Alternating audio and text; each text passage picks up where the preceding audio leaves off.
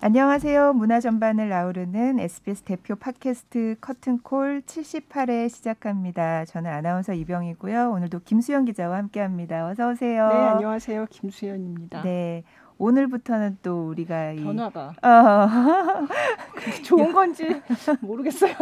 아니 보시다가 대체 어떻게 녹음을 하나 궁금하시면 유튜브에도 그렇죠. 저희가 같이 이제 영상을 오늘부터 올리기로 했으니까 네. 또 그런 기쁜 소식을 그러니까 전해드리면서 저희가 계속 시작하면서 오늘은 무슨 옷을 입고 오셨네요. 이럴 때마다 맞아요. 보여주지도 못하는데 네. 서로 뭐 할머니 옷을 입었네, 뭐 추워서 무슨 털조끼를 입었네, 뭐 이런 얘기 막 했는데 이제 도대체 무슨 옷인지 보실 수 있습니다. 영상으로 나가는 날 좀 오늘 특별하게 좀 차려입고 왔었어야 되나? 너무 그냥 평소의 모습대로. 네네. 네. 자, 오늘 커튼콜의 초대 손님을 소개하겠습니다. 지휘자 성시연 씨입니다. 안녕하세요. 네, 안녕하세요. 반갑습니다. 얼마 전에 이 서울시향의 올해 첫 정기 연주에 지휘를 하셨죠. 네. 지난주에 첫 정기 연주에 지휘를 하고 이렇게 따끈따끈한 모습으로 뵙게 됐습니다. 네. 따끈따끈. 네. 먼저 그럼 그 얘기부터 해야 될까요? 네, 제가 지난주 목요일에 네. 이틀 했는데 원래는 신년음악회 서울시향의 신년음악회를 따로 지휘를 하기로 하셨었어요. 그랬는데 그거는 이제 코로나 상황이 너무 안 좋아서 취소가 됐고 그래서 이제 지난주에 했던 게 서울시향의 첫 음악회니까 신년음악회 겸 이제 정기 연주의 첫 번째 공연이 됐던 거죠. 네. 네네. 근데 원래는 서울시향에서 부지휘자로 오랫동안 일을 하셨잖아요. 네, 제가 2009년부터 2013년까지 네. 5년 동안 부지휘자로 이렇게 활동을 했습니다. 네. 그러면 그 이후에는 뭐 서울시향을 많이 지휘를 안 하셨나요? 그 이후로도 객원 지휘자로 와서 이렇게 지휘를 했었는데 네. 제가 지난번에 서울시향을 지휘한 게 2019년 봄이랑 그다음에 광복절 음악회였거든요. 네. 그래서 한 1년 반 정도 전에 지휘를 오랜만에 했었습니다. 네. 지금 또 상황이 코로나 이 상황이라서 조금 예전에 했을 때랑은 조금 더 다른 감회가 있었을 것 같아요. 너무 지금 사실 이제 제가 유럽에 살고 있는데 유럽 같은 경우는 지금 다 럭다운이 돼서 모든 공연장이 문을 닫고 공연 다 취소되고 있는 그런 실정이거든요. 그래서 한국에서 이렇게 또 공연을 할 수 있고 또 저의 약간 친정 같은 서울시향에 와서 이렇게 정말 푸근한 마음으로 공연을 할 수 있다는 게 정말 큰 축복인 것 같다고 그렇게 정말 이렇게 크게 와닿더라고요. 네. 그럼 공연 얘기를. 네네. 이번에 곡 얘기도 좀 해주세요. 네. 이번에 제가 이제 약간 사실은 제가 이거를 원래는 저기 음악 감독님이 지휘를 하시기로 돼 있었던 공연인데 음악 감독님이 음악 감독. 음악 감독님이 이제 미국 상황이 그렇다 보니까 오실 수 없는 상황이라서 제가 사실은 이렇게 약간 대타 역할을 한 거거든요. 근데 음악 감독님께서 제가 대화를 나눠보지 않아서 왜 그러신지 모르겠지만 약간 컨셉을 그 레퀴엠 쪽으로 잡으셨어요. 그래서 그냥 저희 그 마음 심중에 아마 음악 감독님도 이렇게 이런 지금 코로나 상황이 좀 정말 이걸 음악으로 좀 승화시키고 싶으셔서 모차르트 레퀴엠을 이렇게 정하시고 거기에 맞는 좀 이렇게 곡들을 선정하신 것 같다라는 추측을 했어요. 그래서 안타깝게도 저희가 모차르트 레퀴엠을 이게 합창단도 많이 들어가고 이제 성악가도 들어가고 이렇게 너무 이렇게 일이 커지다 보니까 추진을 못했는데 그 취지는 좀 이어가는 게 좋지 않을까. 그렇게 해서 제가 곡 선정을 아주 우울한 쪽으로 이렇게 하게 됐습니다. 그래서 제가 매번 이렇게 이번에 이제 한국 들어와서 인터뷰를 이렇게 했는데 다들 기자님들께서 궁금하시는 게 이렇게 신년인데 뭔가 희망과 밝음을 주는 연주가 아니라 이렇게 우울한 쪽으로 곡 선정을 했냐 이렇게 다 여쭤보시더라고요. 근데 제 스스로도 그 약간 지금 이 상황이 좀 이렇게 너무 심상치가 않잖아요. 그리고 저도 이제 많은 공연들이 이제 취소되면서 좀 이렇게 정말 나 어디로 나가야 될지 모르고 방황하는 듯한 지금 나이가 이만큼 먹어서 앞길이 그러니까 보이지 않고 뭔가 나는 어디로 나가고 우리 예술론계는 어디로 나가고 있나 막 이런 생각이 들 정도로 이렇게 좀 방황하고 있는 듯한 느낌이 들고 그래서 좀 이렇게 뭔가 이렇게 내 마음 심중이나 아니면 우리 음악계에 또 질문을 한번 던져봐야 될 것 같다라는 생각도 들고 또 뉴스를 많이 이제 접했어요. 왜냐면은 언제 연주가 어디서 취소될지 모르니까 이 나라 뉴스도 찾아보고 저 나라 뉴스도 막 찾아보고 그래서 어떻게 취소가 언제 될래나 아니면 안 될래나 막 이런 걸 막 찾아보다 보니까 또 거기에 따르는 너무 비보들을 막 접하게 되는 거예요. 그래서 양로원에서 또 이제 정말 이렇게 이태리 같은 경우는 초반에 너무 심했잖아요. 근데 그때 정말 태블릿으로 가족들과 마지막 인사를 나누는 그런 장면들이 신문 기사 이렇게 사진으로 게재됐더라고요. 그래서 그거 보면서 어떻게 사람이 돌아가시기 전에 그리고 어떻게 이렇게 허무하게 이렇게 끝날 수가 있을까 막 이런 생각을 하면서 또 그런 데 대한 어떤 음악가로서의 또 사회적인 책임 다 같이 이 약간 공감대를 형성하면서 정말 이것에 정말 희생당한 사실은 우리 모두가 희생자잖아요. 그래서 그런 거를 한번 좀 이렇게 생각하고 넘어갔으면 좋겠다. 그래서 제가 이제 아주 우울한 방향적으로 이렇게 프로그램을 정했던 것 같아요. 그래서 저희가 이제 연주한 게 하이든의 교향곡 44번 슬픔이랑 그리고 루토슬랍스키의 장송 교향곡이랑 그리고 그 다음에 쇼스타코비치의 챔버 심포니를 이렇게 선정하게 됐습니다. 그 쇼스타코비치 곡도 뭐 그 당시에 뭐 억눌린 뭐 이런 거와 관련된 곡이라고 어디 인터뷰에서 본 것 같아요. 왜냐면은 쇼스타코비치가 그때 정말 스탈린은 자신은 아니라고 그렇게 부인을 하지만 그의 정권에 이제 눈밖에 나서 보이지 않는 탄압 또 눈에 보이는 탄압을 엄청 받았거든요. 그래서 그 실제로 알려진 회고록에 보거나 아니면은 뭐 그러니까 줄리안 번스의 소설에 보더라도 이렇게 묘사돼 있는 게 그가 뭐 평소에도 조금 뭐라 그러죠? 되게 좀 신경이 날카롭고 예민한 사람이었지만 언제 잡혀갈지 몰라서 정말 이렇게 정말 노심초사하는 그런 모습을 이렇게 많이 이렇게 묘사를 하고 있어요. 그래서 그의 동료들이 사실 많이 숙정을 당하고 많이 끌려가고 그랬거든요. 그래서 그도 항상 자신이 이제 다음 희생자라고 생각을 하고 그렇게 살았기 때문에 이 음악 속에서 제가 제일 좀 이렇게 애달다고 그래야 되나요? 조금 그랬던 게 이게 이제 쇼스타코비치의 그 테마로 시작해요. 그래서 이제 디라 레미 도시 이렇게 시작하는데 제가 이런 얘기까지 해도 되나요? 네네. 저는 사실 그때 공연 보러 가서 이제 프로그램 이 책을 보니까 그 쇼스타코비치 테마에 대한 얘기가 나오더라고요. 그래서 저도 이제 처음 알았는데 그거를 알고서 음악을 들으니까 이게 계속 나오는 거예요. 근데 이게 쇼스타코비치 테마라고 하는 게 그게 무슨 그 철자에서 따가지고 한 거라면서요? 자기 이름에서 딴 거예요. 그래서 이름이 있잖아요. 그래서 레가 이제 뭐 독일어로 D고 그 미 플랫이 나오는데 미 플랫이 이제 독일어로 S라 그래요. 그래서 그 드미트리니까 D, 그 다음에 S는 쇼스타코비치 할 때 S니까 S, 그 다음에 레미도는 C.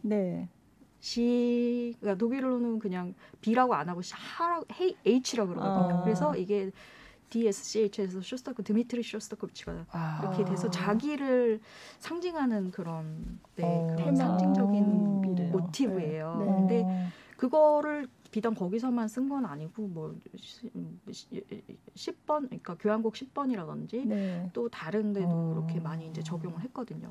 근데 이제 그렇게 나는 드미트리 쇼스타코비치다라고 사실 시작한 거잖아요. 이 곡은 드미트리 쇼스타코비치다.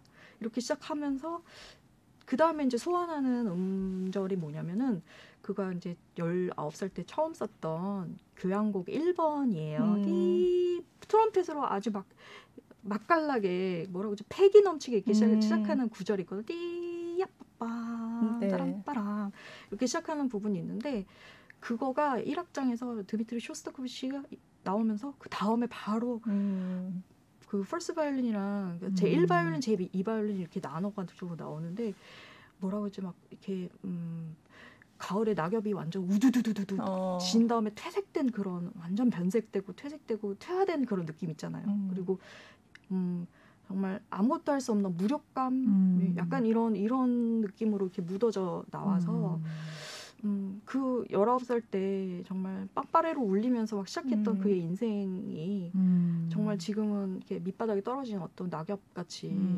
그런 느낌이 들어가지고 그게 너무 마음이 아팠어요. 연주하는 동안에서도 그래요. 네네. 들으시면서는 어떠세요? 관객의 그러니까. 입장에서는. 저요. 그날 저 금요일 날 보러 갔는데 사실은 이 슬픔 처음 시작부터 제목이 슬픔이었잖아요. 하이든 교향곡도 그렇고 다른 곡들도 약간 레퀴엠을 하진 않았지만 거의 뭐 장송곡 같은 그런 느낌이었고 쇼스타코비치도 뭐 그런 부제가 딱 붙어 있진 않지만 느낌이 다 그런 어떤 지금 말씀하신 것처럼 굉장히 어떤 분노도 있는 것 같고 슬픔도 있는 것 같고 그런 어떤 되게 한이 느껴지는 약간 그런 거였거든요. 근데 그것 때문에 되게 가라앉을 줄 알았어요. 그런 곡을 들으면. 근데 뭔가 그걸 들으면서 마음이 정화되는 것 같은 그런 느낌이 좀 있었어요. 왜 그 슬픔의 카타르시스 뭐 이런 얘기 하잖아요. 그래서 물론 기분이 안 좋을 때 막 신나는 음악을 듣고 하면 그것 때문에 이제 업이 되고 정말 그런 것도 있지만 이거는 또 다른 방면에서 사람을 이렇게 위로해 준다는 그런 느낌을 받았거든요. 그래서 끝나고서 같이 이제 거기서 만났던 제가 이제 음악 이쪽 좋아하는 분들 보니까 많이 오셨더라고요. 그래서 아는 분들을 몇 분 만났는데 다들 똑같은 얘기를 하더라고요. 너무 우울하지 않을까 생각했는데 들으면서 굉장히 좋았다고. 근데 그게 음악의 힘인 것 같아요. 왜냐면은 사실은 저희가 지금 저도 그렇고 제가 어디까지 밑바닥에 가 있는지 모르겠어요. 왜냐면은 사실 저희가 지금 다 같이 이렇게 힘든 상황에 있는데 내가 힘들다고 말할 수 없는 상황이고 또 다 같이 힘드니까 서로 위로해 줄 수도 없는 상황이고 왜냐면은 물론 이렇게 공영 그런 쪽으로 막 우리는 다 같이 이겨낼 수 있습니다. 다 같이 힘을 냅시다 이렇게 하는데 솔직히 지금 저희가 이렇게 뭐 얼마만큼 힘든 상황인지도 모르고 또 서로한테 대해서 되게 조심하고 사회적 거리두기를 하면서 뭔가 이렇게 정말 마음도 약간 거리두기가 된 그런 시점이잖아요. 그래서 이게 음악은 사실은 마음을 거울처럼 이렇게 반영해 줄 수 있는 그런 투시 효과가 있는 거고 그래서 이 음악을 통해서 정말 내 내면의 깊숙한 곳으로 내려가면 그거를 이제 다시 박차고 올라올 수 있는 그런 시점이 있지 않을까. 그래서 그게 그러니까 또 음악으로서 우리가 그것을 인해서 위로를 얻을 수 있지 않을까. 그리고 사실 뭐 살다 보면 울고 싶어도 울 수 없을 때도 있잖아요. 네. 근데 그거를 음악을 통해서 한번 이렇게 눈물도 흘려보고 그런 계기가 된 것 같아서 저도 너무 뿌듯하네요. 좋았어요. 그래서 다들 정말 이거 신년음악회인 셈인데 너무 우울한 거 아니에요? 라고 했던 분들이 듣고 나서는 이런 신년음악회도 괜찮네요. 그런 얘기를 했었어요. 같이. 네. 되게 그러면 이번에 준비되어 있는 곡이 이제 쇼스타코비치의 챔버 심포니의 이제 세 번째 파트 부분인데 아까 이제 1악장 얘기를 해주셨고 3악장은 좀 어떻게 들으면 좋을까요? 뭐 재밌는 얘기 있어요? 네.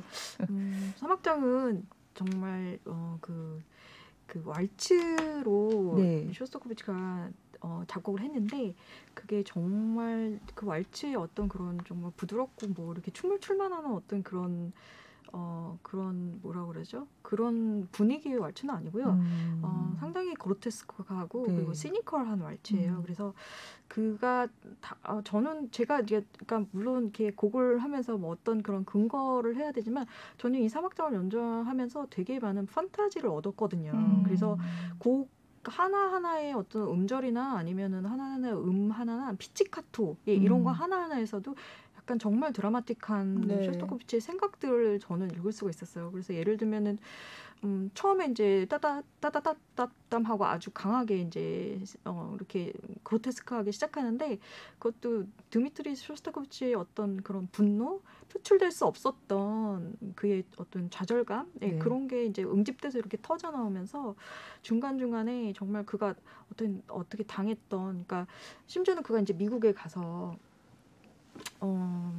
이제 그 스탈린의 허락하에 이제 미국에 가서 어떤 그 정말 국가적인 작곡가의 이제 영웅으로 이렇게 미국에 가서 이제 초청을 받아서 이렇게 가게 되는데 네. 그런 과정에서 그가 이제 뭐 변절자가 아니라는 그런 걸 보여줘야 그런 되는. 거를 보여줘야 되는 네, 어떤 그런 시점이 있었어요. 그래서 정말 뭐 그러니까 예를 들면 그런 어떤 저희가 뭐 어떤 대화가 이렇게 오갔는지 모르지만 뭐 예를 들면은 그쪽에서 정말 이렇게 그러니까 그 스탈린 쪽에 있는 그런 권력자들은 스트라빈스키를 상당히 싫어했다고 그래요. 근데 쇼스타코비치는 스트라빈스키를 정말 정말 아이돌처럼 이렇게 여기면서 정말 그의 이제 이상적으로 이렇게 생각하는 그런 작곡가였고, 그래서 너가 스트라빈스키를 인정을 하느냐, 뭐 그러면은 너는 그렇게 하면 안 된다, 뭐 이런 강압적으로 이렇게 했을 수도 있고, 그러면은 쇼스타코비치는 나는 스트라빈스키를 나는 존경하지 않습니다. 이렇게 앵무새처럼 반복했을 수도 있고, 저는 그런 상상을 하면서 그래서 그 왈츠에서 여라람 여라람 여라람 여라람 그런 강요하는 어떤 부분은 그런 어떤 그 부분들이 이렇게 비올라랑 같이 이렇게 떨어져 나오면서 비올라는 수동적으로 이렇게 대답하는 그런 부분들이 있거든요.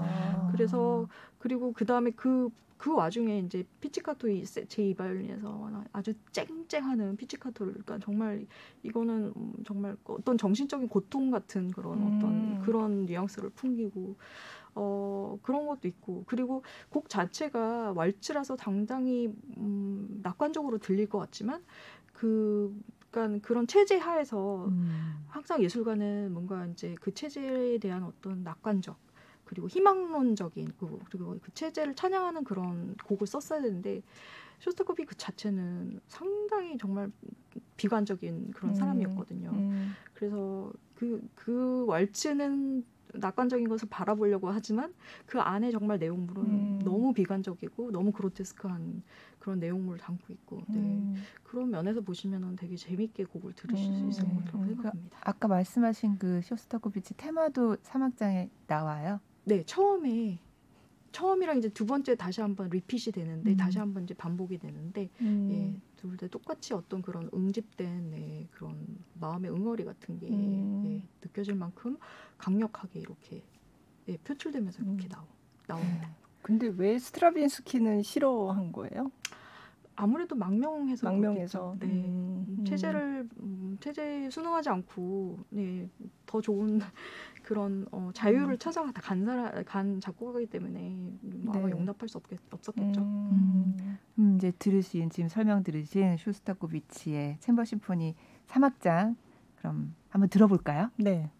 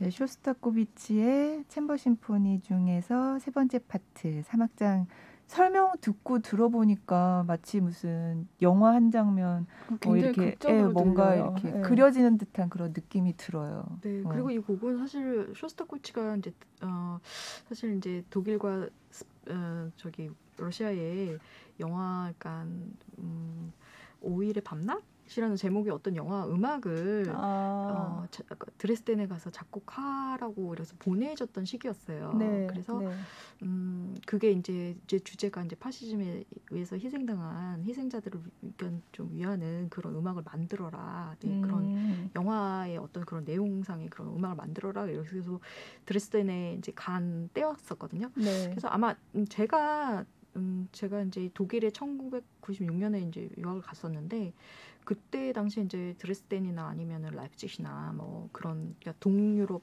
동독 쪽으로 이렇게 갔었을 때 그때 당시만 해도 엄청나게 그러니까 건물이 완전 시커멓고 가로등도 별로 없고 되게 우울하고 좀 아직 복구도 제대로 안 돼 있었고 막 그럴 때였거든요.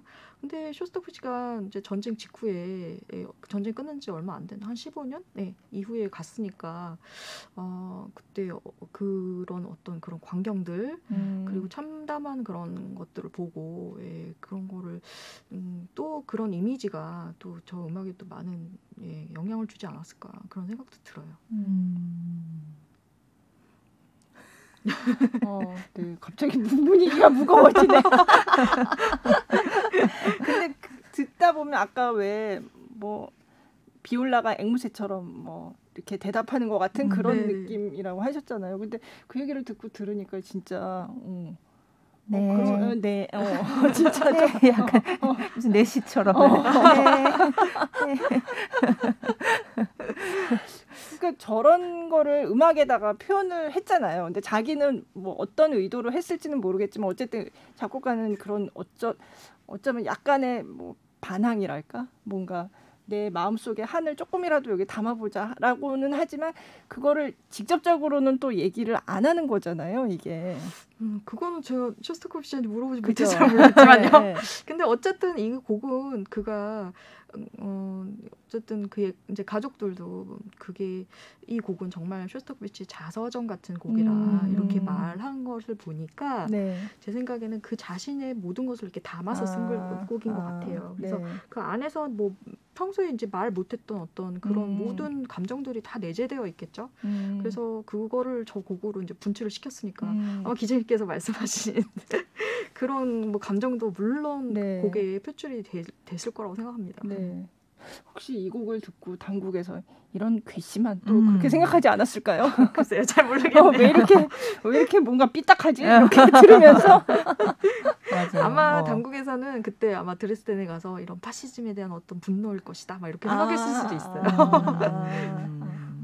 참 예술가의 삶이 그래서 특히 그런 시기에 정말 격동의 시기에 사는 그 예술가들의 인생이라는 게 굉장히 정말 표현하고 싶은 거를 내가 마음껏 정말 하고 싶은데 어떤 상황상 시대적 상황상 그렇게 하면은 어려움을 겪는 그런 시대에 살았던 거잖아요. 그러니까 참 괴로웠겠다. 아까 스트라빈스키를 좋아하느냐 지지하느냐 이런 거에 대한 대답조차 내가 생각하는 대로 할 수 없는 그런 상황이었으니까. 근데 그게 또 그게 대수야. 그냥 내가 살려면 스트라빈스키는 아주 나쁜 놈이에요. 이렇게 얘기하면 간단하잖아요, 사실은. 근데 예술가라는 사람들은 그게 너무 괴로운 거잖아요. 그렇죠. 그래서 예술은 위대한 것 같아요. 어떤 그 본인이 가지고 있는 어떤 그런 환경이나 아니면 본인이 자체에서 벗어나서 뭔가 좀 정말 그 약간 뭐라고 그래야 되죠? 그 이상의 것을 창출하고 창조를 해야 되니까 그래서 위대한 거, 그래서 감동이 있는 것 같아요. 알겠습니다. 어쨌든 이제 이런 무겁나요? 그 이번 연주회 준비하시면서 단원들은 어떠셨어요? 그러니까 이제 약간 뭐 의도하신 대로 이렇게 관객 분들도 그런 어떤 위안 이런 이런 슬픈 노래들이지만 그 안에서 위안을 얻고 했던 것처럼 준비하시는 과정에서도 좀 특별한 게 있지 않았을까 싶은데요. 네, 이제 저는 사실 이제 제 서울시향을 처음 지휘한 게 2008년이었고 네. 이제 부지자로 활동한 게 2009년부터였는데 사실은 이제 뭐 10년이 훌쩍 넘었잖아요.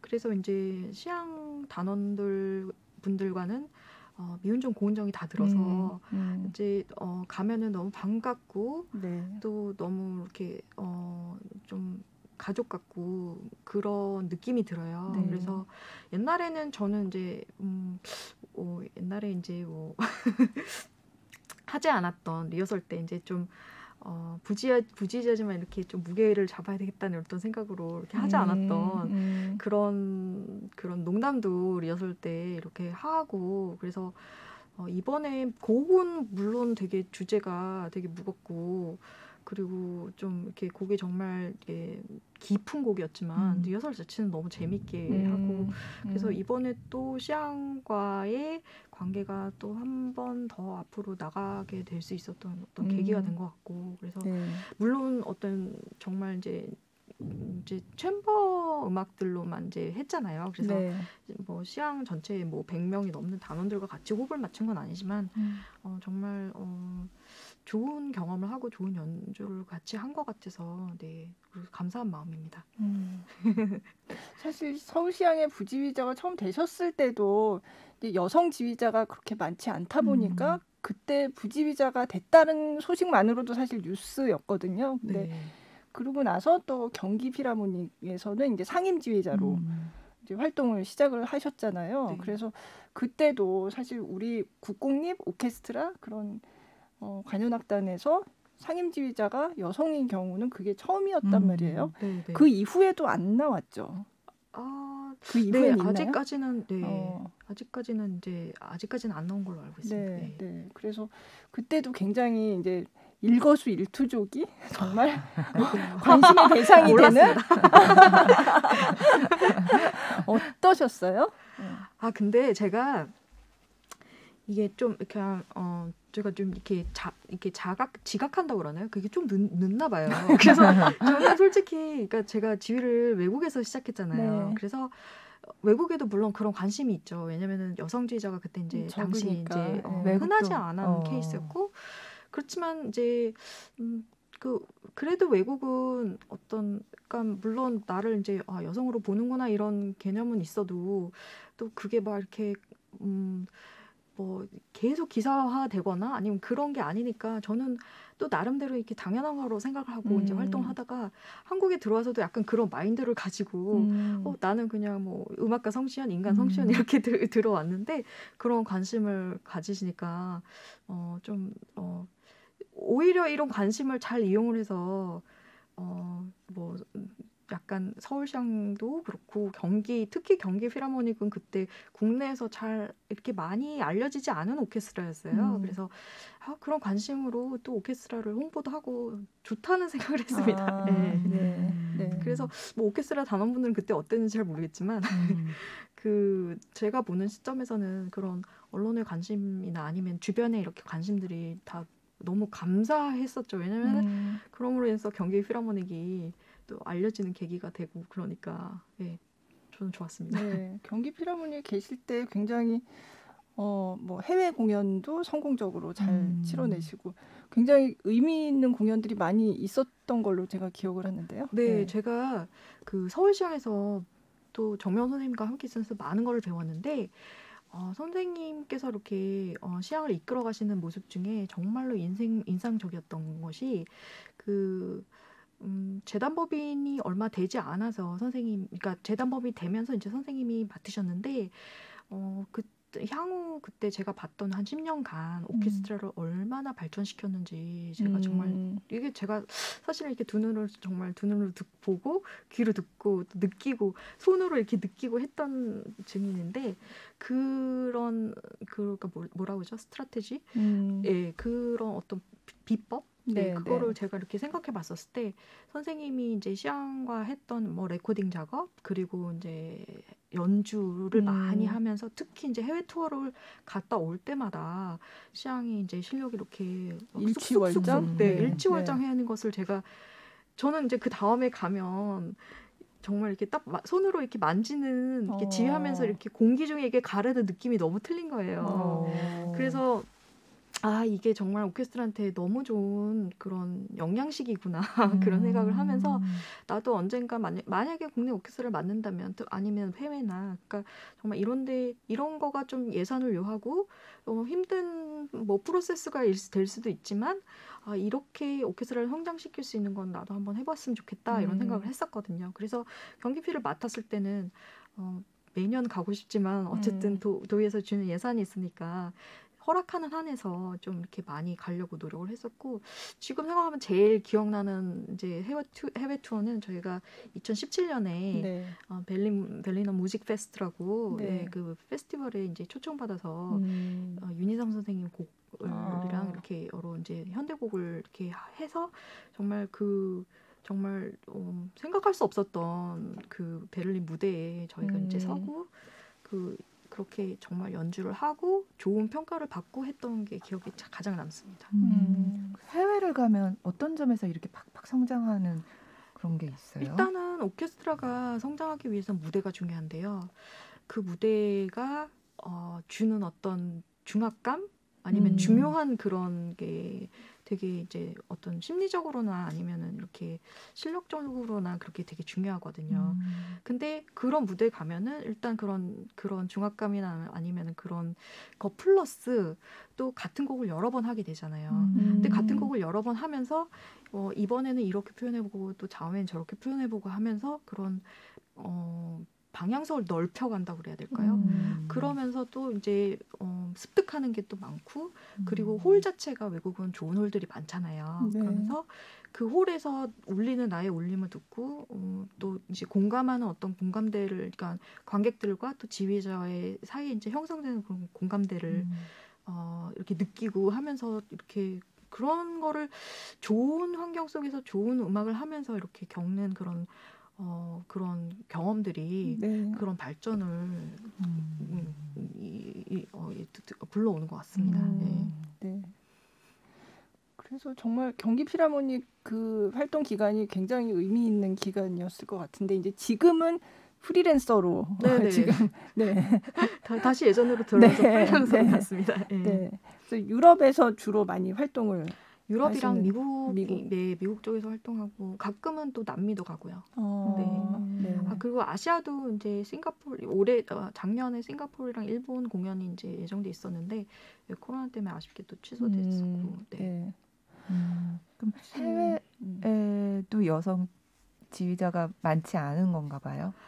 제가 시작할 때만 해도 많지 않았는데요. 그러니까 예를 들면은 제가 학교를 다닐 때 학교에서 공부하는 그 많은 지휘과 학생들 중에 여자가 딱 2명이었어요. 저랑 또 미국 어떤 여성 지휘자 딱 2사람이었고, 그리고 제가 이제 2006년도에 숄티 콩쿠르에 이제 그 어플라이를 할 때, 그때 전체적인 어플라이 숫자가 502명이었다고 하더라고요. 근데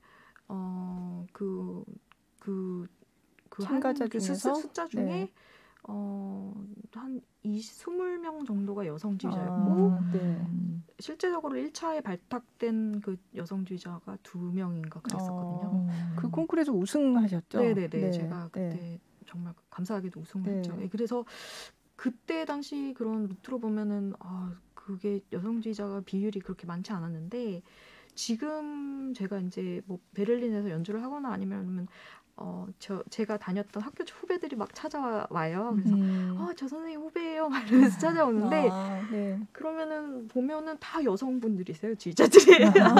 그래서 아니 언제 이렇게 여성 지휘자들이 많아지셨냐고 그렇게 제가 우스갯소리로 이렇게 얘기를 하는데 진짜 거의 한 반 이상 정도는 다 여자들이 이제 학교에서 이제 공부를 하고 있는 것 같아요. 그게 예전에는 물론 여성 지휘자가 아주 없진 않았지만 그래도 적으니까 내가 저분처럼 이렇게 해야 되겠다라는 뭔가 그런 계기를 제공할 수 있는 그 롤 모델이 별로 없었단 말이에요. 근데 이제는 그런 분들이 이제 많아지니까 또 보고서 하고 싶다, 할 수 있구나라고 당연하게 그렇게 생각을 하게 되는 것 같아요. 하면 되나 보다. 그런 것 같아요. 다른 궁금한 게 많아 갑자기. 아니, 그러니까 다른 음악 쪽은 뭐 여성분이 이렇게 지휘 분야가 좀 늦게 좀 여성들이 진출했나 봐요. 지휘자는 어떤 뭐 이렇게 정말 리더십이 필요한 부분이 있고 또 이렇게 앞에 정말 뭐 한 사람이 이끌어가야 되는데 아직도 그 오케스트라 문화가 좀 이렇게 보수적이다 보니까 그게 이제 여성이 될 수 있느냐 이런 그런 약간 그런 뭐 선입견이 있었던 것 같아요. 그리고 제 교수님이 옛날 제가 이제 지휘 공부할 때 저희 교수님은 이제 제가 비단 여자라서 지휘를 공부하지 말라라고 처음에 이렇게 얘기하신 건 아니고 모든 이제 공부하러 오는 사람한테 지휘는 너무 어려운 거니까 일단 네가 막 이걸 위해서 죽지 않은 한 이게 정말 이걸 안 하면 내가 죽겠다 이렇게 생각하지 않는 한은 하지 말라고 이렇게 모두한테 다 권하시더라고요. 근데 제가 이제 오니까 일단 그런 식으로 권하시다가 아직은 여성은 힘든 거 알지 않느냐 그러면서 저도 알지만 하고 싶다고 그렇게 말씀드렸는데 왜 여자가 지휘를 할 수 없다고 생각하는지 아냐고. 근데 저희 교수님 그때 이미 80이 넘으셨었어요. 네, 그래서 아주 옛날 분이셨는데 그래서 여자들은 옛날에 리듬감이 없다고 생각했다고. 그래서 저도 그거는 이해를 못하겠어요. 진짜 이해가 안 되는데요. 그러니까 그 남성 사회에서는 여자는 리듬감도 없고 또 뭐도 없고 뭐 리더십도 없고 뭐 이런 식으로 생각을 했나 봐요. 그러니까 그런 선입견이 되게 선입견이 엄청 심했던 것 같아요. 그렇구나. 근데 그때 진짜 지휘를 안 하면 죽을 것 같으셨어요? 저는 설마요. 아니, 그러니까 그 교수님이 진짜 그렇게 원하지 않으면은 그렇게 간절하게 원하는 게 아니라면 그냥 하지 말아라라고 하셨다고 해서. 네, 근데 그 교수님 아무래도 약간은 뭐 한 그래도 40%는 좀 유머를 섞어서 하셨겠죠. 설마. 네. 아니 저는 너무 해보고 싶었어요. 그래서 원래는 피아노를 하셨죠. 네네네. 원래 피아노를 했는데 피아노를 하면서 이제 제가 연주회를 많이 다녔거든요. 그러니까 그리고 학생들한테는 베를린 필하모닉 그 리허설이 공짜로 이렇게 오픈돼 있어서 뭐 이렇게 언제든지 내가 이 리허설 참관하고 싶다 뭐 이런 것만 있으면은 참관할 수도 있었거든요. 그래서 학생 때 리허설도 많이 다니고 그다음에 이제 오케스트라 공연도 많이 가고 티켓이 너무 쌌었어요. 그래서 베를린에서요? 네, 10,000원 정도면 정말 학생들은 좋은 자리에서 이렇게 끝에 이제 남아 있는 표들 있잖아요. 혹시 남아 있는 표가 있거나 아니면 누가 안 왔거나 그래서 그러면은 10,000원 주면은 그냥 정말 좋은 자리 가서 앉아서 보고 그런 혜택이 너무 많아서 연주회를 자주 다녔는데 제가 그때 또 아바도의 매력에 푹 빠져가지고 그러셨구나. 네. 그리고 사실은 이제 제가 지휘를 시작한 계기는 또 다른 지휘자 때문에 그렇긴 했지만 어쨌든 그거 보면서 정말 지휘가 너무 좋았고 한번 해보고 싶고 해서 그래서 그냥 한번 시작하게 됐는데 여기까지 왔습니다. 그럼 아바도 말고 진짜 나 지휘를 해봐야 되겠다 하게 한 그 계기가 된 다른 지휘자는 누구예요? 그거는 이제 프루트뱅글러라고. 프루트뱅글러요? 네. 옛날 분이시네요. 아주 옛날 분이시네요. 저는 이렇게 올디한 걸 좋은가요? 그래서 그러니까 제가 이제 뭐 피아노, 그러니까 제가 이제 집에 그 당시에 이제 피아노가 있었는데 연습을 못했어요. 왜냐면은 그러니까 베를린에서 피아노 연습할 수 있는 집을 구하기가 너무 힘들었는데 제가 이제 집에서 이제 연습할 수 있는 시간대에 연습을 하고 있으면 그 건물 옆동 건물 사람들이 막 그 할머니가 와가지고 난 머리 아파 죽겠다고 그러면서 한번 와가지고 제가 집에서 겁이 나서 연습을 못 하겠더라고요. 그래서 항상 학교 가서 이제 연습을 했는데 연습실 대기 명단이 엄청 길었거든요. 그러면은 기다리는 동안 이제 그 학교에 이제 뭐라고 하죠? 이렇게 들을 수 있는 그 라이브러리 가가지고 오디오 뭐 그런 데 가가지고 그거를 들으면서 비디오도 볼 수 있었어요. 그래서 비디오를 보면서 이렇게 했는데 그때 당시에 이제 프루트뱅글러가 브람스 심포니를 지휘하는 거, 그러니까 전쟁 직후에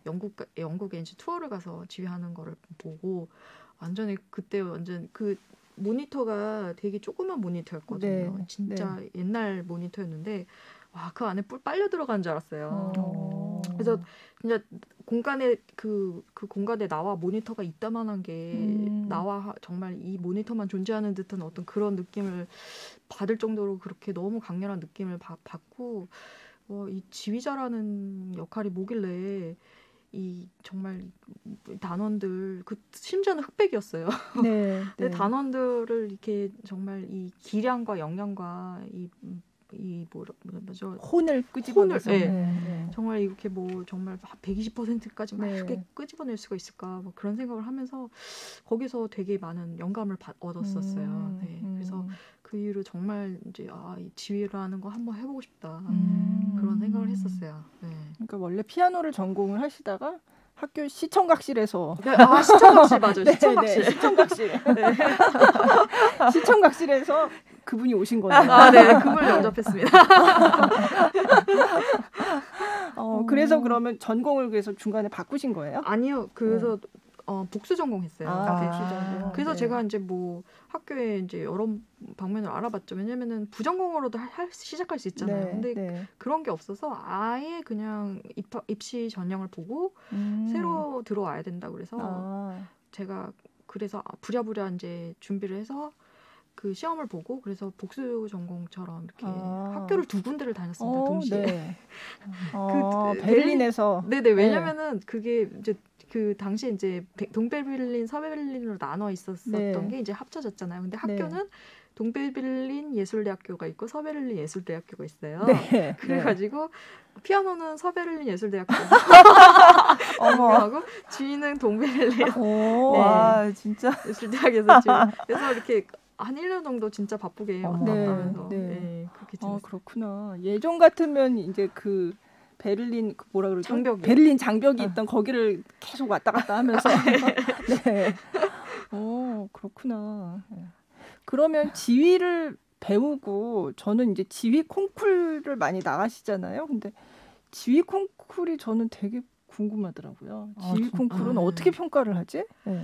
지휘 콩쿠르이 이제 오케스트라가 있어야 되니까. 그죠? 그러니까 저는 되게 너무 운이 좋았던 케이스였던 게 제가 지휘 콩쿠르 나가서 같이 이렇게 했던 오케스트라들이 너무 좋은 오케스트라니까 제가 숄테 콩쿠르 나갔을 때는 프랑크푸르트 방송교향악단이랑 그다음에 그 극장 오케스트라가 있어요. 뮤지엄스 오케스트라라고. 근데 거기도 되게 좋은 오케스트라거든요. 그래서 그 두 오케스트라랑 이제 뭐 그러니까 1차, 2차, 뭐 3차 이렇게 나눠서 이렇게 했었고요.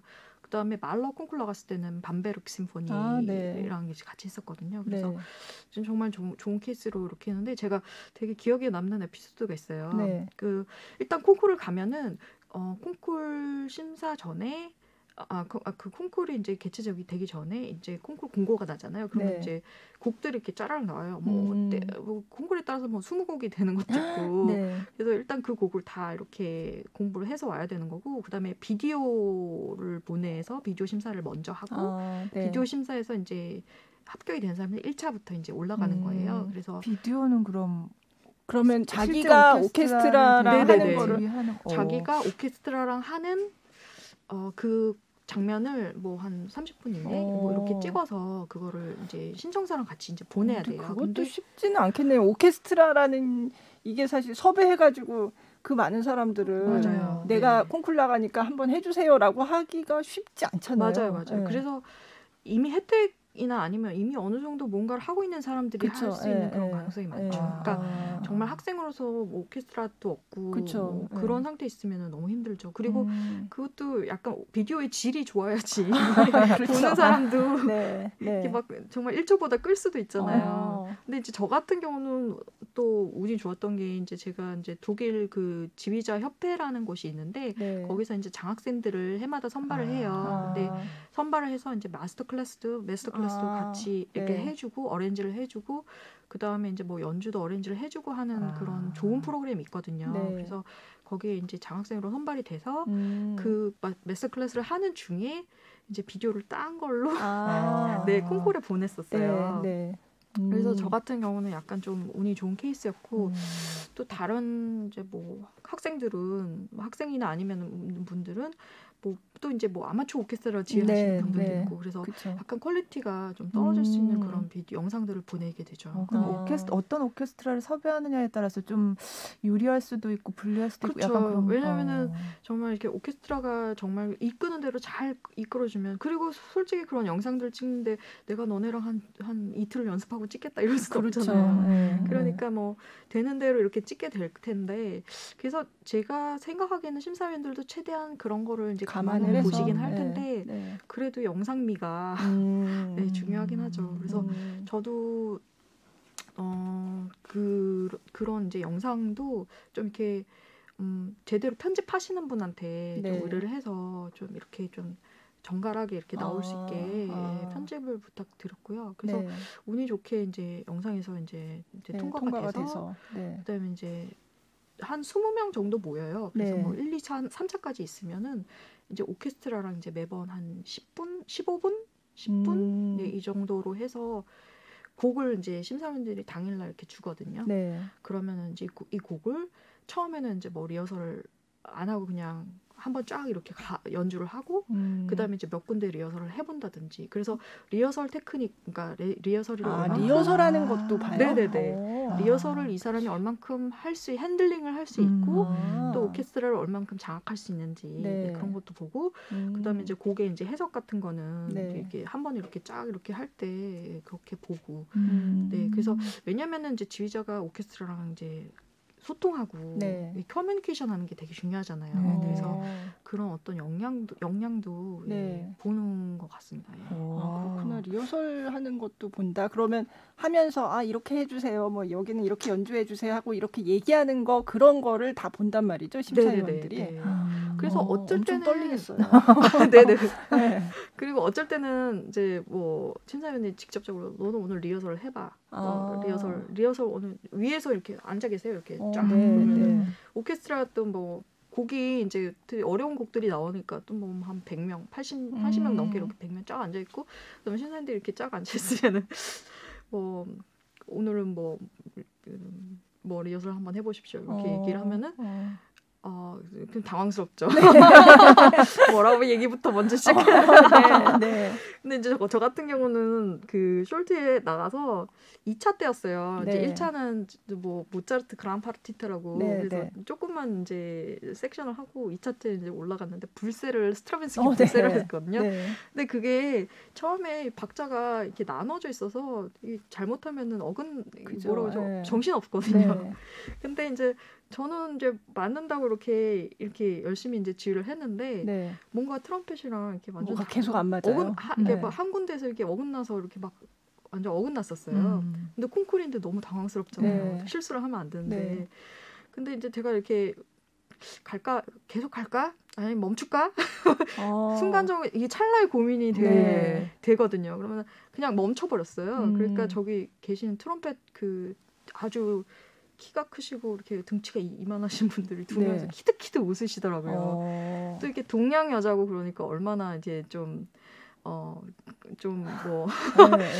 표현은 안 하지만 그렇게 보셨겠어요. 그래서 키득키득 웃으셔서 제가 째려봤어요. 째려보고 그냥 다른 말 안 하고 다시 한번 합시다. 그냥 그렇게 얘기하고 처음부터 다시 시작했어요. 근데 이제 그 뒤로는 그냥 아무 그런 문제 없이 이렇게 쫙 가가지고 그건 이제 런스루를 하고 이제 끝냈는데 그래서 전 떨어질 줄 알았거든요. 그런 어떤 그러니까 맞지 않는 부분이 있잖아요. 그래서 나 이제 집에 가야 되겠다. 그렇게 생각했는데 딱 붙었더라고요. 그래서 3차로 올라갈 수 있게 돼서 제가 그때 좀 이게 실수를 한다고 그래서 이게 또 감점이 물론 될 수도 있지만 내가 이 상황에서 그거를 어떻게 만회하고 그걸 어떻게 내가 이 상황에 어떤 그런 거를 끌고 갈 수 있는지도 심사의 평가가 되는구나. 그래서 당황하지 않고 침착하고 상황을 모면할 수 있는 어떤 그런 기지 그런 게 지휘자로서 또 필요하구나 그런 것도 현장에서 직접적으로 그때 배웠습니다. 근데 그러면 그 트럼펫 주자는 일부러 틀린 걸까요? 갑자기 생각하니까 모르겠어요. 저도 아직 그것이 궁금해요. 그러니까 이게 할 때 그러면 다른 참가자들도 같은 곡을 하나요? 네네. 그러니까 네 그렇죠. 아니면 심사위원들이 그때 어떻게 그러니까, 하는 걸 보게 조금 틀어지게 한번 연주해줘요. 그러니까. 이런 건 아니에요. 그렇게까지요? 너무 생각이 많이 나간다. 저도 트럼펫 주자가 나를 깔보고 지금 그냥 대충 했나? 되는 대로 그렇게 한 건가 지금 저도 아직까지 궁금하네요. 딴 사람이 하는 걸 못 봐가지고. 어쨌든 통과가 돼서 결국은 이제 그때 결선까지 가서 1위를 하신 거잖아요. 그렇구나. 저는 지휘 콩쿨 한다 그러면 사실 그냥 지휘 콩쿨에서 1등했대 그러는데 이 콩쿨 과정이 어떤지는 사실 일반인들은 잘 모르니까. 일반인은 잘 모르시죠. 저도 사실은 또 지휘를 늦게 시작했고 콩쿨 나가면서 제 주변에 있는 사람들이 콩쿨 해본 사람이 없더라고요. 그래서 보통 이제 지휘를 하면 약간 그 커리어를 두 부류로 나눌 수가 있는데 워낙 음악에 뛰어나신 분들 뭐 예를 들면 카바코스라든지 그러니까 정말 인류의 음악가들이 이제 지휘로 이렇게 같이 하시거나 아니면 전향하시는 그런 케이스들이 있잖아요. 그러니까 뭐 오케스트라에서 이미 뭐 엄청난 그러니까 세계 유명 오케스트라에서 뭐 악장 하시던 분이 지휘를 하시거나 아니면 그런 케이스도 있고 근데 이런 케이스 아니면 이제 콩쿨에서 이제 올라와가지고 입상하면서 두각되는 그런 케이스인 것 같은데 세 번째 케이스도 있겠네요. 뭐 극장 같은 데 가서 이제 정말 이렇게 맨 밑에 지휘자로 시작하면서 이렇게 차근차근 올라오는 그런 케이스도 독일 있고. 그쪽은 이제 오페라 극장, 오페라도 많이 하잖아요. 그러니까 그런 곳에서 차근차근 경력을 쌓아가는 케이스. 그런 케이스가 있는데 그러니까 일반 분들은 그냥 정말 어떤 걸로 해서 이제 지휘자가 이렇게 될 수 있는지 되게 궁금하실 것 같아요. 그리고 사실 또 지휘 그냥 박자 맞추는 거 아니야? 이렇게 그냥 단순하게 생각하면 그 앞에서 손 저으면서 박자 맞추는 거 아니야? 이런 생각을 할 수도 있어요. 그렇죠. 맞아요. 그 과정이 보통 장난 아니겠네요. 그 콩쿨 과정. 그럼 결선은 어떤 식으로 해요? 비슷하게 그렇게 해요? 결선은 예를 들면 이제 저는 다른 콩쿨 양식은 어떤지 모르겠는데 제가 갔던 콩쿨 같은 경우는 예를 들면 숄티 콩쿨 같은 경우는 곡이 이제 결선 주자가 이제 3명이 있잖아요. 결선 주자 3명이 있으면 곡이 3개 있는데 그걸 하나씩 맡게 했어요. 그런 다음에 리허설 시간이 하루에 그러니까 1시간 정도의 리허설 시간을 주고 그러니까 연주까지 해서 그 연주 다음에 콩쿨 1등을 발표를 했어요. 그러니까 연주까지 다 보고 결과를 보고 한 거고 또 다른 말러 콩쿨 같은 경우는 그 말러의 교향곡의 어떤 악장을 한 악장씩 이렇게 주고 그거를 이제 리허설하고 그다음에 이제 약간 조금 길게 연주를 한 다음에 거기서 이제 제일 잘하는 사람을 뽑아서 1등을 주고 그다음에 이제 그 사람이 전체 연주회를 연주를 하는 그러니까 콩쿨마다 다 틀린 것 같아요.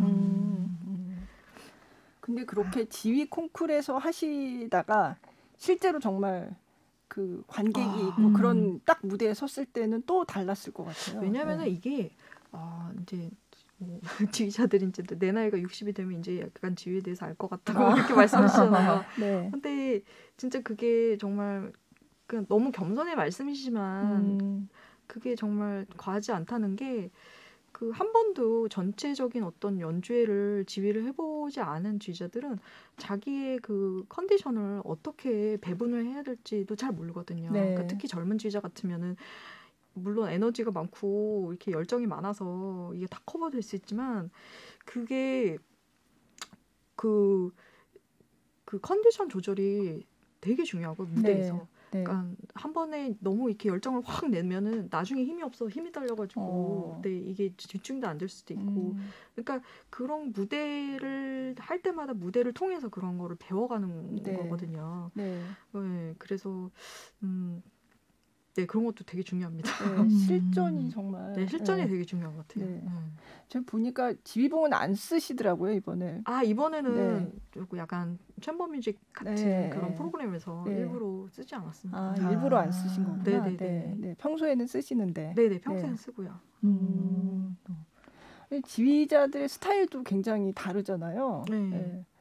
그래서 혹시 뭐 왜 지휘자 스타일이 뭐 엄청 동작이 큰 분도 있고 그렇지 않은 분도 있고 어떤 사람들은 박자를 정말 정확하게 주는데 어떤 분은 저걸 보고서 알까 싶을 정도로 그냥 이렇게 하는 분들도 있고 그런데 뭐 어느 쪽인 것 같으세요? 혹시 뭐 나는 저 사람처럼 해야 되겠다. 뭐 좋아하는 뭐 어릴 때는 왜 그런 거 보고 막 이렇게 흉내도 내고 그런다고 하더라고요. 혹시 뭐 모델이 있으세요? 저는 일단 좋아하는 지휘자는 카를로스 클라이버를 아직도 좋아하는 지휘자고 그런 지휘자는 이제 세계에 언제 어느 세계에 한 번 나온다 그러는데 언제 어느 세계에 한 번 또 나오실지 모르겠어요. 지휘하는 것도 되게 멋있잖아요. 멋있고 그 모든 폼이 그러니까 모든 동작에 음악이 담겨 있잖아요. 그러니까 음악과 계리되어 있는 그런 동작은 허튼 동작은 하나도 없는 것 같아요. 그런 면에서 그분의 그 아우라랑 그 몸 자체가 음악이니까 그런 거는 정말 아무도 흉내낼 수 없고 그런 분이 또 언제 나올지도 모르겠고 그렇긴 한데 저는 약간 정말 저 올드한 저희 교수님한테 배워서 그리고 저희 교수님이 오페라 카펠마이스터셨어요. 그래서 진정 오페라 카펠마이스터의 어떤 그런 진정한 그런 그 아주 그냥 뭐라 그러죠? 클리어한 그런 테크닉을 배웠기 때문에 그거는 이제 제가 이제 학생 때부터 이렇게 배워왔기 때문에 이제 뭐 그렇게 많이 바꿀 수 있을 것 같지는 않고요. 저는 이제 경험을 하면서 테크닉이 되게 중요하다고 생각을 했거든요. 그러니까 물론 테크닉이 중요한데 콩쿨 경험자니까 테크닉이 중요하다고 생각했는데 제가 보스턴 심포니 가서 거기 내노라 하시는 정말 수많은 훌륭하신 정말 명성 있으신 객원지휘자들이 와서 하면 지휘하시는 거 보면 다 테크닉 훌륭하시지 않더라고요. 근데 그 지휘에서의 테크닉이라고 하면 뭘 얘기하는 거예요? 그러니까 박자를 주고 그러니까 이 순간에 임풀스를 주고 이 그 뭐죠? 그 쉐입을 젓잖아요. 저희가 이 모양, 그러니까 지휘 모양을 이렇게 젓잖아요. 그러니까 뭐 박자를 젓는다고 그러는데 그게 얼마만큼 또렷하고 그 다음에 음악을 내재하고 있는지 음악을 표현하는지 그거를 테크닉이라고 그러거든요. 근데 솔직히 그냥 정말 그러니까 경지에 이르신 분들은 와가지고 그냥 손 맞아요. 까딱까딱 하시면 눈으로 다 이렇게 컨트롤 지휘를 하세요. 근데 그런 걸 보고 발로 지휘해도 되는구나. 나만 열심히 지휘하고 있구나. 그런 생각을 그냥 한 적도 있거든요. 그러니까 그거는 누구의 지휘를 봐라. 그리고 그 지휘가 정말 깨끗한 지휘다. 정말 뭐 완벽한 테크닉이다. 이렇게 말은 할 수 있어도 너도 그렇게 해라라고는 강요를 못하는 것 같아요. 왜냐면은 다 이제 몸의 어떤 생김새도 틀리고 또 이렇게 운동신경도 다 틀리고 그 다음에 내가 어떤 식으로 눈으로 소통하는지 아니면 몸으로 소통하는지 이런 것도 다 틀리는데 그거를 어떤 식으로 강요하기보다는 자기만의 그런 방법이랑 방식을 계속 개발해 나가야 되는 게 지휘자인 것 같습니다. 그러니까 진짜 지휘하는 동작을 보면 정말 천차만별이거든요. 그래서 사실 합창석에 일부러 거기 그게 음향적인 면에서는 거기가 가장 좋은 자리는 아니지만 일부러 그 합창석 그러니까 앉으시면 다 거기서 이제 지휘자를 보겠다고 하는 분들이 계시잖아요. 저도 이제 베를린 필하모닉 가면은 저도 이제 지휘자 보이는 쪽에 계속 앉거든요.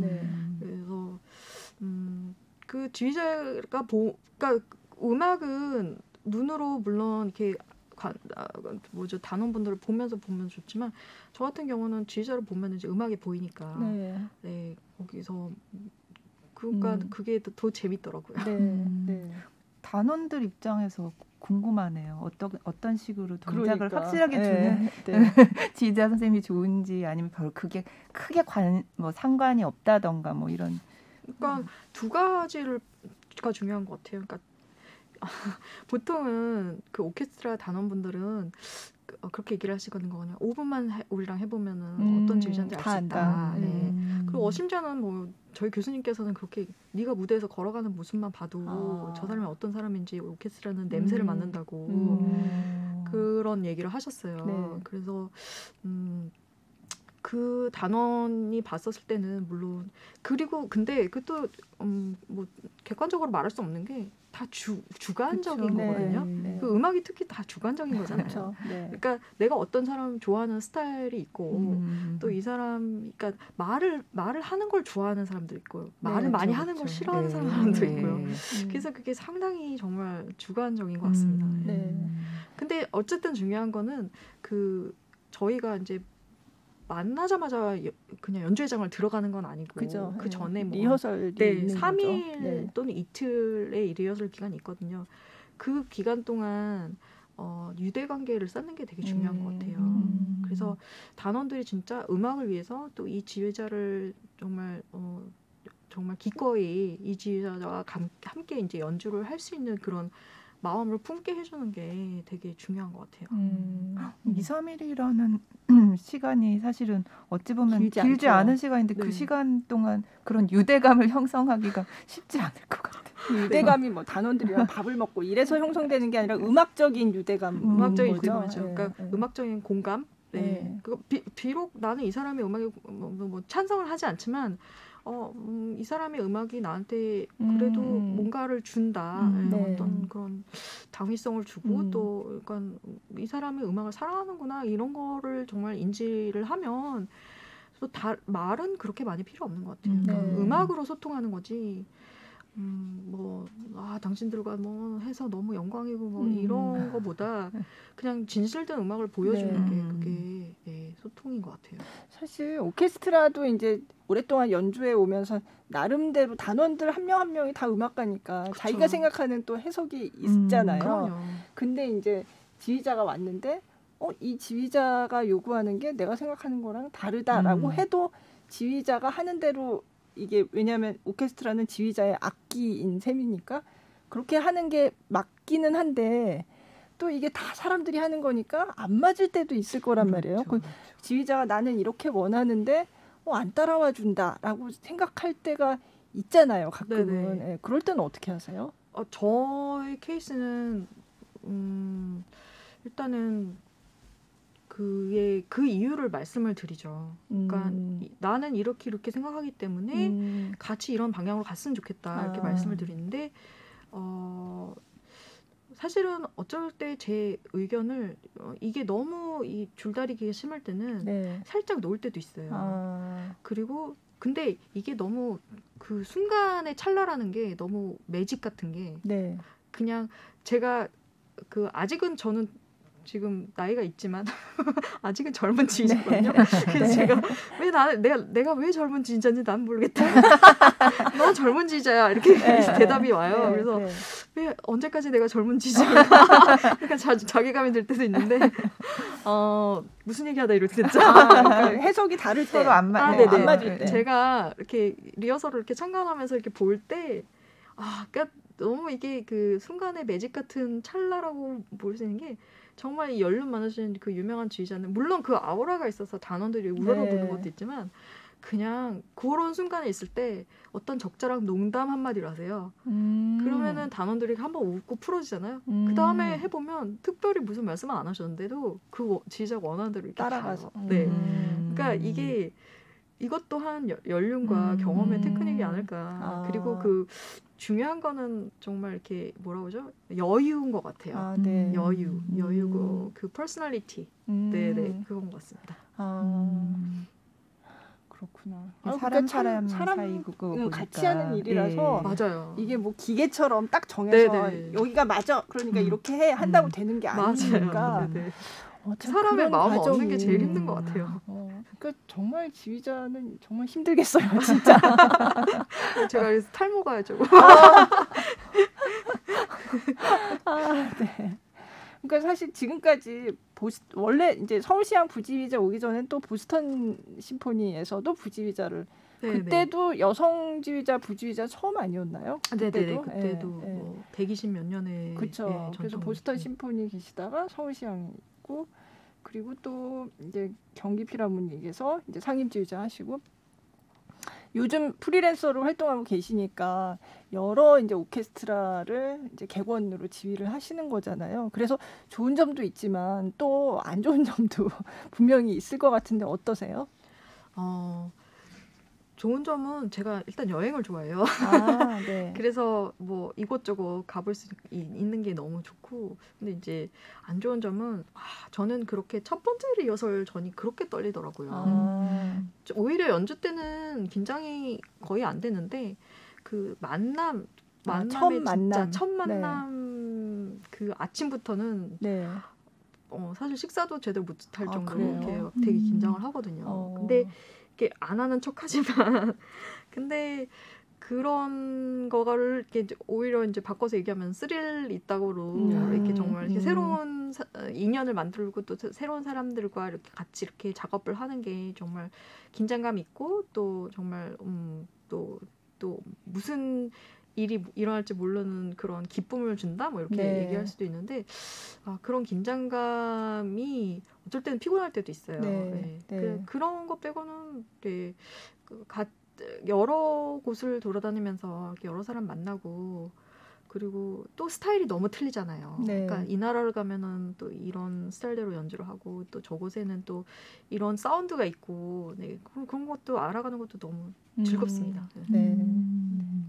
네. 올해는 그러면 이제 뭐 어떤 계획을 갖고 계세요? 네, 올해도 연주가 작년처럼 취소된 게 많아요. 벌써. 네. 그래서 좀 이렇게 기대하고 있었던 뭐 LA 필하모닉이나 아니면 아틀란타 뭐 이런 연주들은 지금 다 취소됐고, 그래요? 네, 그래서 뭐 지금 남아 있는 연주가 이제 벨기에 안트베르 심포니랑 하는 것이랑 그 다음에 이제 스페인, 바르셀로나 심포니 그 다음에 뭐 내셔널 스페니쉬 마드리드 심포니 오케스트라 뭐 이런 것들이 지금 남아 있거든요. 그래서 주어진 것에 진짜 최선을 다해서 열심히 하고 이 시기에 이제 만약에 취소가 안 되고 남아 있다면 이 시기에 연주할 수 있는 것에 대해 정말 크게 감사드리면서 그렇게 연주를 할 계획입니다.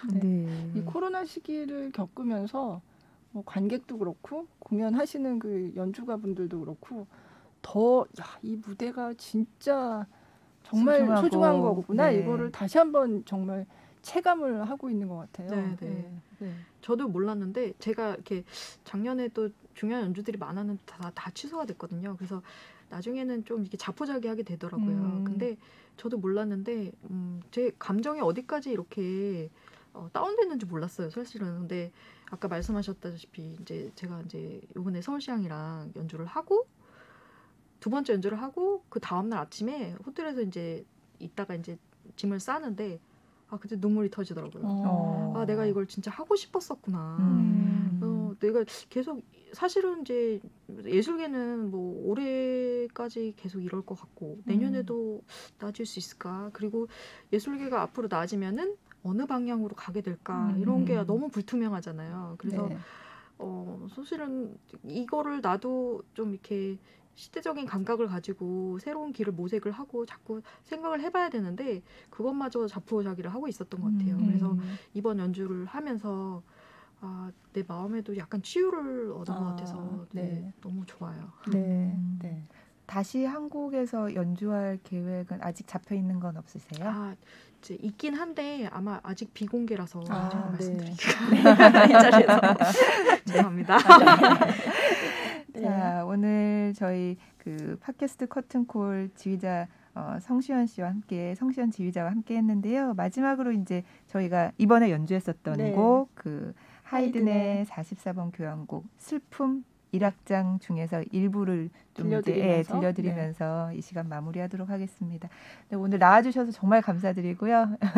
앞으로도 좋은 지휘 저희 이제 기대하겠습니다. 네, 감사합니다. 네, 감사합니다. 네, 다음 주에 뵙겠습니다.